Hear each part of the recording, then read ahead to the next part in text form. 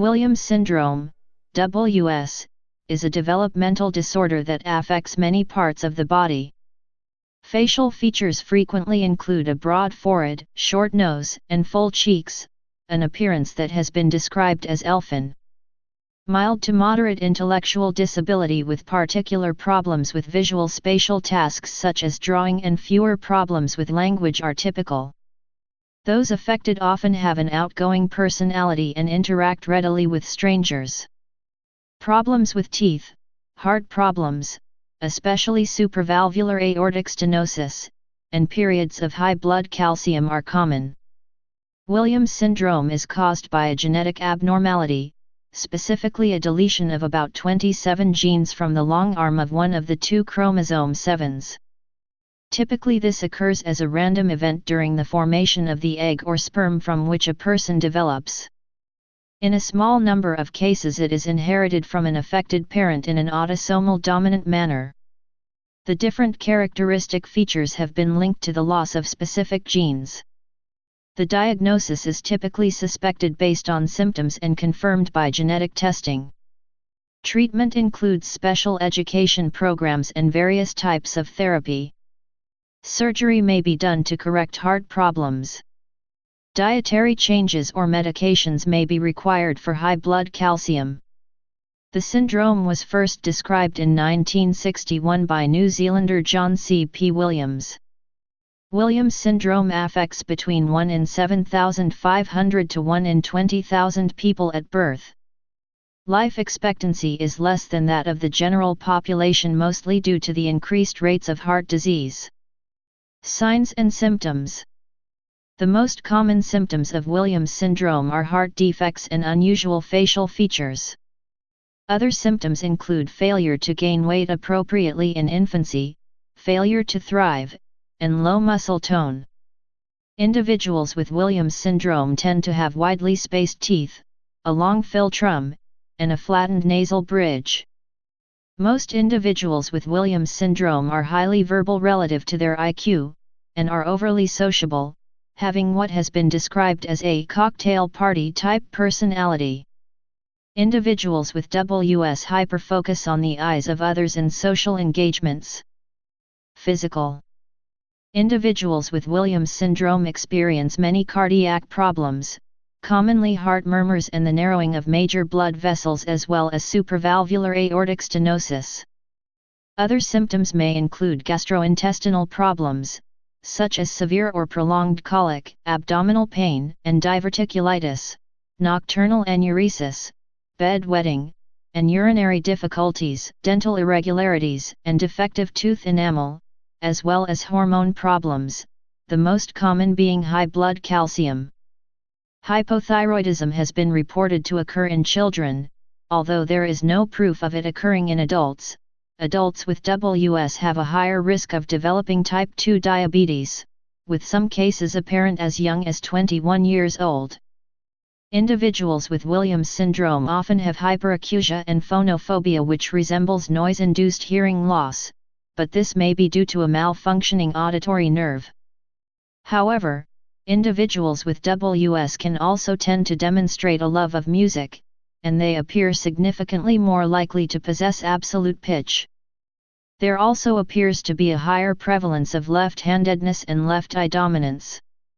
Ophthalmologic issues are common in Williams syndrome. Up to 75% of subjects in some studies have strabismus, ocular misalignment, particularly esotropia, due to inherent subnormal binocular visual function and cognitive deficits in visuospatial construction. Individuals with Williams syndrome have problems with visual processing, but this is related to difficulty in dealing with complex spatial relationships rather than depth perception per se. Nervous system. Because of the multiple genes that are missing in people with Williams syndrome, there are many effects on the brain, including abnormalities in the cerebellum, right parietal lobe, and left frontal cortical regions. This pattern is consistent with the visual spatial disabilities and problems with behavioral timing often seen in Williams syndrome. Frontal cerebellar pathways, involved in behavioral timing, are often abnormally developed in individuals with Williams syndrome, which may be related to their deficits in coordination and execution of fine motor tasks such as drawing and writing. In addition, people with Williams syndrome often exhibit gross motor difficulties, including trouble walking downstairs, as well as overactive motor reflexes, hyperreflexia, and hyperactive, involuntary movement of the eyes, nystagmus. Williams syndrome is also noteworthy for exhibiting abnormalities in the parietal dorsal areas of the neocortex, but not the ventral areas. The parietal dorsal area handles visual processing that supports visual spatial analysis of the environment, while the ventral is related to semantic recognition of visual stimuli, as well as the recognition of faces. Thus, individuals with Williams syndrome are often able to visually identify and recognize whole objects, and refer to them by name, but struggle with visuospatial construction, seeing an object as being composed of many smaller parts, and recreating it, and orienting themselves in space. People with Williams syndrome are often affable and hyperverbal, demonstrating the decreased inhibition ability that stems from dorsal frontal deficits. Some studies suggest that the amygdala of a person with Williams syndrome has greater volume than the average person's, though it is smaller than average in childhood. In general, neuroimaging studies demonstrate that individuals with Williams syndrome have diminished amygdala reactivity in response to socially frightening stimuli, such as disapproving faces, but demonstrate hyperreactivity in the amygdala when presented with non-social fear stimuli, such as frightening animals. This may partially account for the apparent absence of social inhibition observed in individuals with the syndrome, as well as the prevalence of anxious symptoms, but see fear for details on the relationship between the amygdala and fear response. There is also evidence that individuals with Williams exhibit hyperamygdala activity when viewing happy facial expressions. Increased volume and activation of the left auditory cortex has been observed in people with Williams syndrome, which has been interpreted as a neural correlate of patients' rhythm propensity and fondness of music. Similar sizes of the auditory cortex have been previously reported only in professional musicians. Developmental. The earliest observable symptoms of Williams syndrome include low birth weight, failure to thrive, trouble breastfeeding, nocturnal irritability and gastroesophageal reflux. Facial dysmorphies thought to be characteristic of the syndrome are also present early in development, as is heart murmur. Research on the development of the syndrome suggests that congenital heart disease is typically present at an early age, often at the infant's first pediatric appointment. Heart problems in infancy often lead to the initial diagnosis of Williams syndrome. Developmental delays are present in most cases of Williams syndrome, and include delay of language abilities and delayed motor skill development. Individuals with Williams syndrome develop language abilities quite late relative to other children, with the child's first word often occurring as late as 3 years of age. Language abilities are often observed to be deficient until adolescence, in terms of semantics, morphology, and phonology, though not in vocabulary. Williams syndrome is also marked by a delay in development of motor skills. Infants with Williams develop the ability to lift their heads and sit without support months later than typically developing children. These delays continue into childhood, where patients with Williams syndrome are delayed in learning to walk. In young children, the observed motor delay is around 5 to 6 months, though some research suggests that children with Williams syndrome have a delay in development that becomes more extreme with age. Children with motor delays as a result of Williams syndrome are particularly behind in development of coordination, fine motor skills such as writing and drawing, response time, and strength and dexterity of the arms. Impaired motor ability persists, and possibly worsens, as children with Williams syndrome reach adolescence. Adults and adolescents with Williams syndrome typically achieve a below-average height and weight, compared with non-affected populations. As individuals with Williams syndrome age, they frequently develop joint limitations and hypertonia, or abnormally increased muscle tone. Hypertension, gastrointestinal problems, and genitourinary symptoms often persist into adulthood, as well as cardiovascular problems. Adults with Williams syndrome are typically limited in their ability to live independently or work in competitive employment settings, but this developmental impairment is attributed more to psychological symptoms than physiological problems. Social and psychological. Individuals with Williams syndrome report higher anxiety levels as well as phobia development, which may be associated with hyperacusis, high sensitivity to certain frequencies of sound. Compared with other children with delays, those with Williams syndrome display a significantly greater number of fears. 35% of these children met the DSM definition of having a phobia as compared with 4.3% for those with other types of developmental delays. Williams syndrome is also strongly associated with attention deficit hyperactivity disorder and related psychological symptoms such as poor concentration, hyperactivity, and social disinhibition. Furthermore, cognitive abilities, IQs, of individuals with WMS typically range from mild to moderate levels of intellectual disability. One study of 306 children with Williams syndrome found IQ scores ranging from 40 to 112 with a mean of 69.32. An IQ score of 100 is the average in non-affected populations. IQ scores above this range have been reported in individuals with smaller genetic deletions. In particular, individuals with Williams syndrome experience challenges in visual motor skills and visuospatial construction. Most affected individuals are unable to spatially orient themselves, and many experience difficulty when given a task that requires even the most basic visual problem solving. Many adults with Williams syndrome cannot complete a simple 6-piece puzzle designed for young children, for example. These visuospatial deficits may be related to damage to the dorsal cortical pathway for visual processing. Despite their physical and cognitive deficits, individuals with Williams syndrome exhibit impressive social and verbal abilities. Williams patients can be highly verbal relative to their IQ. When children with Williams syndrome are asked to name an array of animals, they may well list such a wild assortment of creatures as a koala, saber-toothed cat, vulture, unicorn, sea lion, yak, ibex, and brontosaurus, a far greater verbal array than would be expected of children with IQs in the 60s. Some other strengths that have been associated with Williams syndrome are auditory short-term memory and facial recognition skills. The language used by individuals with Williams syndrome differs notably from unaffected populations, including individuals matched for IQ. People with Williams syndrome tend to use speech that is rich in emotional descriptors, high in prosody, exaggerated rhythm and emotional intensity, and features unusual terms and strange idioms. Among the hallmark traits of individuals with Williams syndrome is an apparent lack of social inhibition.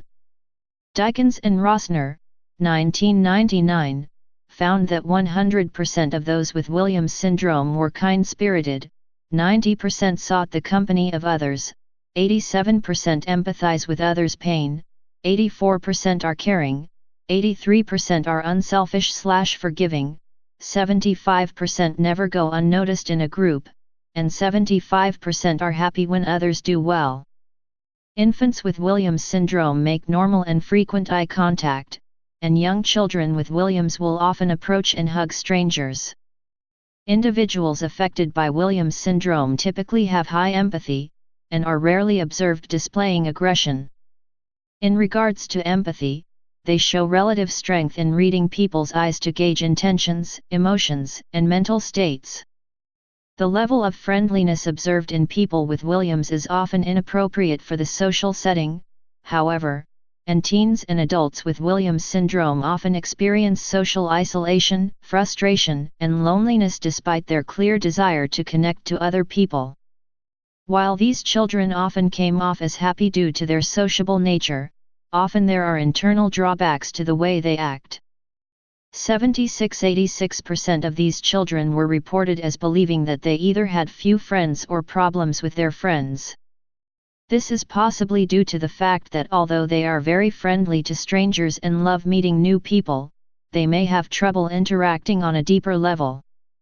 73–93% were reported as unreserved with strangers, 67% highly sensitive to rejection, 65% susceptible to teasing, and the statistic for exploitation and abuse was unavailable. This last one is a significant problem. People with Williams syndrome are frequently very trusting and want more than anything to make friends, leading them to submit to requests that under normal circumstances would be rejected. There are external problems as well. 91–96% demonstrate inattention, 75% impulsivity, 59–71% hyperactivity, 46–74% tantrums, 32–60% disobedience, and 25–37% fighting and aggressive behavior. In one experiment, a group of children with Williams syndrome showed no signs of racial bias, unlike children without the syndrome. They did show gender bias, however, suggesting separate mechanisms for these biases. Cause: Williams syndrome is a microdeletion syndrome caused by the spontaneous deletion of genetic material from the region Q11.23 of one member of the pair of chromosome 7, so that the person is hemizygous for those genes. The deleted region includes more than 25 genes, and researchers believe that being hemizygous for these genes probably contributes to the characteristic features of this syndrome. CLIP2, ELN, GTF2I, GTF2IRD1, and LIMK1 are among the genes that are typically deleted from one chromosome in people with Williams syndrome. Researchers have found this hemizygosity for the ELN gene, which codes for the protein elastin, is associated with the connective tissue abnormalities and cardiovascular disease, specifically supravalvular aortic stenosis and supravalvular pulmonary stenosis, found in many people with this syndrome. The insufficient supply of elastin may also be the cause of full cheeks, harsh or hoarse voice, hernias, and bladder diverticula often found in those with Williams syndrome. Studies suggest that hemizygosity in LIMK1, GTF2I, GTF2IRD1, and perhaps other genes may help explain the characteristic difficulties with visual spatial tasks. Additionally, there is evidence that the hemizygosity in several of these genes, including CLIP2, may contribute to the unique behavioral characteristics, learning disabilities, and other cognitive difficulties seen in Williams syndrome. Diagnosis: According to the Williams Syndrome Association, diagnosis of Williams syndrome begins with recognition of physical symptoms and markers, which is followed by a confirmatory genetic test. The physical signs that often indicate a suspected case of Williams syndrome include puffiness around the eyes, a long philtrum, and a stellate pattern in the iris. Physiological symptoms that often contribute to a Williams syndrome diagnosis are cardiovascular problems, particularly aortic or pulmonary stenosis, as well as feeding disturbance in infants. Developmental delays are often taken as an initial sign of the syndrome, as well. If a physician suspects a case of Williams syndrome, the diagnosis is confirmed using one of two possible genetic tests: microarray analysis or the fluorescent in situ hybridization (FISH) test. The FISH test examines chromosome number 7 and probes for the existence of two copies of the elastin gene. Since 98 to 99% of individuals with Williams syndrome lack half of the 7q11.23 region of chromosome number 7, where the elastin gene is located, the presence of only one copy of the gene is a strong sign of the syndrome. This confirmatory genetic test has been validated in epidemiological studies of the syndrome, and has been demonstrated to be a more effective method of identifying Williams syndrome than previous methods, which often relied on the presence of cardiovascular problems and facial features, which, while common, are not always present. Some diagnostic studies suggest that reliance on facial features to identify Williams syndrome may cause a misdiagnosis of the condition. Among the more reliable features suggestive of Williams are congenital heart disease, periorbital fullness, puffy eyes, and the presence of a long smooth philtrum. Less reliable signs of the syndrome include antivert nostrils, a wide mouth, and an elongated neck. Researchers indicate that even with significant clinical experience, it is difficult to reliably identify Williams syndrome based on facial features alone. Treatment. There is no cure for Williams syndrome. Suggestions include avoidance of extra calcium and vitamin D, as well as treating high levels of blood calcium. Blood vessel narrowing can be a significant health problem, and is treated on an individual basis. Physical therapy is helpful to patients with joint stiffness and low muscle tone. Developmental and speech therapy can also help children and increase the success of their social interactions. Other treatments are based on a patient's particular symptoms. The American Academy of Pediatrics recommends annual cardiology evaluations for individuals with Williams syndrome.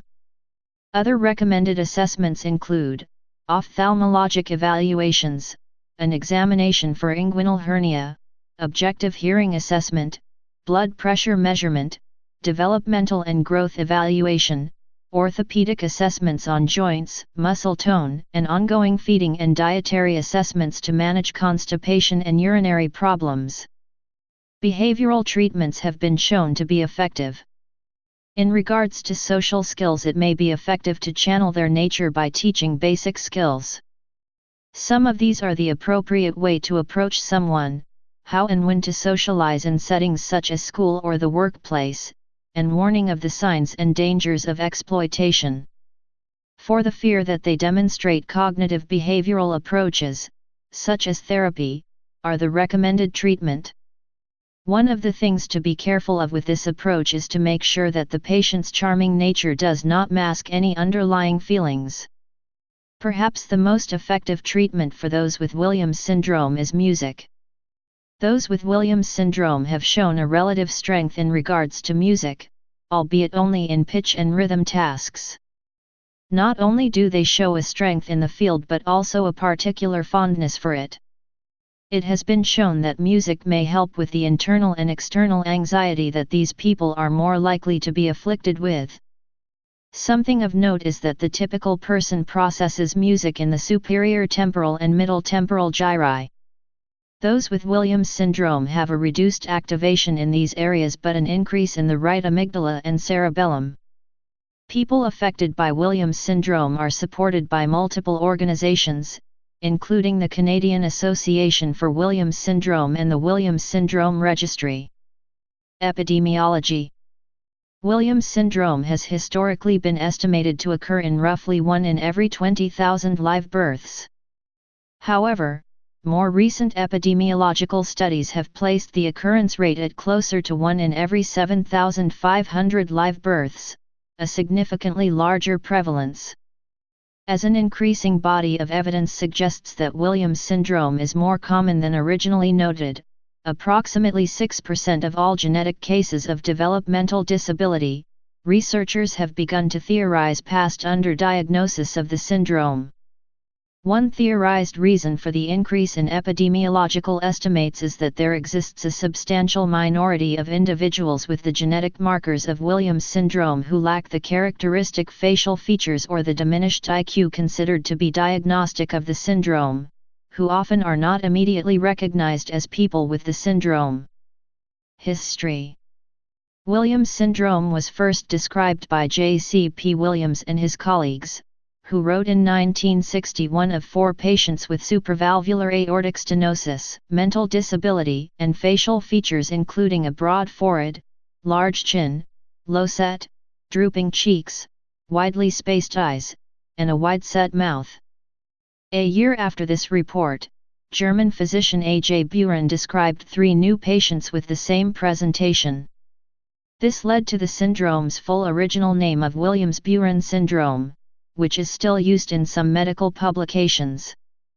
From 1964 to 1975, small research reports broadened medical knowledge of this syndrome's cardiovascular problems.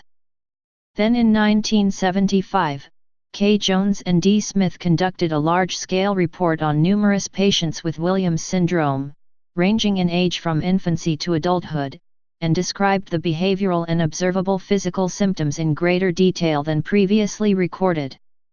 Society and culture. The adjective elfin may have originated to describe the facial features of people with Williams syndrome. Before Williams syndrome's scientific cause was understood, people believed that individuals with the syndrome, who have exceptionally charming and kind personalities, had extraordinary, even magical, powers. This is often believed to be the origin of the folklore of elves, fairies, and other forms of the good people or wee folk present in English folklore. In a review of the symptoms and features of the syndrome, Laskari, Smith, and Graham emphasized that some family members of individuals with Williams syndrome typically reject use of terminology such as elfin, as well as descriptions of social symptoms as cocktail party syndrome. Physicians, family members of individuals with Williams syndrome, and Williams syndrome associations alike have called for the curtailment of such terms. One notable person with the syndrome is Gabrielle Marion Rivard, a Canadian actress and singer who won the Canadian Screen Award for Best Actress in 2014 for her performance in the film Gabrielle. Another is Jeremy Vest, member of the How's Your News team, featured in the TV series and film of the same name. Please subscribe and thanks for watching.